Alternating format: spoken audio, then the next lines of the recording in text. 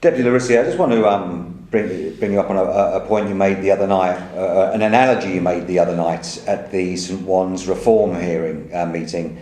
You said the states were rearranging the deck chairs on the Titanic.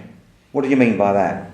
Well, we've got major issues facing the states at the moment, and not only issues to do with finance centres and pressure from the UK and the European Union, but we've got the child abuse scandal. And there is a real feeling that we've got a vacuum of leadership. I mean, there are people obviously in official positions, but it doesn't appear that anyone is able to calm the situation down, to move things forward. We take 2 steps forward, like with the cutbacks. We then have to sort of renounce the cutbacks. And all in all, we are looking a bit stupid at present. Well, as you mentioned the word child abuse, but other than Senator Sivray or perhaps Deputy Tadier, I've never heard another politician mention the word child abuse. It seems to be the taboo word. Who in our states is actually representing the child abuse victims? Obviously, besides Senator Sivray, who's speaking up for them? Who's representing them?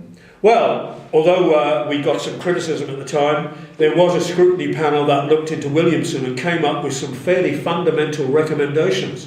Unfortunately, because of the kind of debate that's going on at the moment, which is polarising the island in some respects, it's very hard to get a lengthy and considered document into the debate at present. But rest assured, there are members. But I have to say, there are people who basically would want to contribute, but they're finding it very hard to contribute in what they see as this fairly overheated atmosphere at the moment. It is very unfortunate, but there are people who are committed. And certainly if, for example, you look at that scrutiny report, and I know you will say probably we need to push it a lot harder, and you are right in saying that.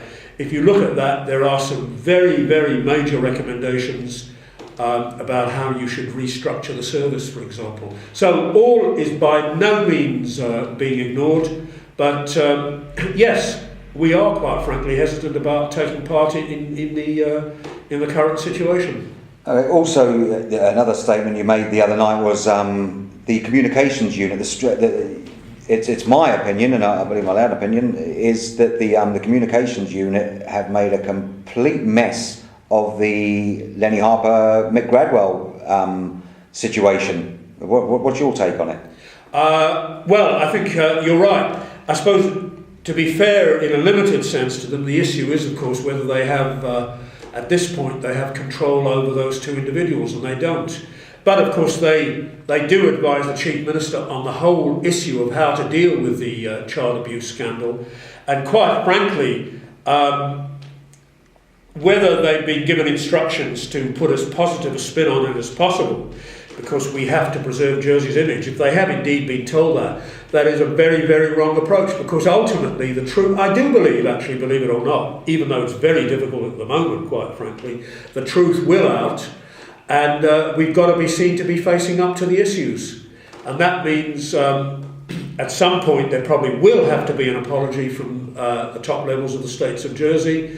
There obviously is going to have to be a major inquiry, and the sad thing is I don't think it can be done with island people because of the polarisation. But no, I was very, very unhappy with the apparent slanging match that's broken out between these 2 former police officers, because I think it's very unprofessional. And all it's doing is, in my view, making the situation worse. And I would hope that if they have got evidence of mishandling on either side, it would be put in a calm and considered fashion to a proper independent inquiry. And as I've said earlier, that is an inquiry that's going to have to be outside of the states.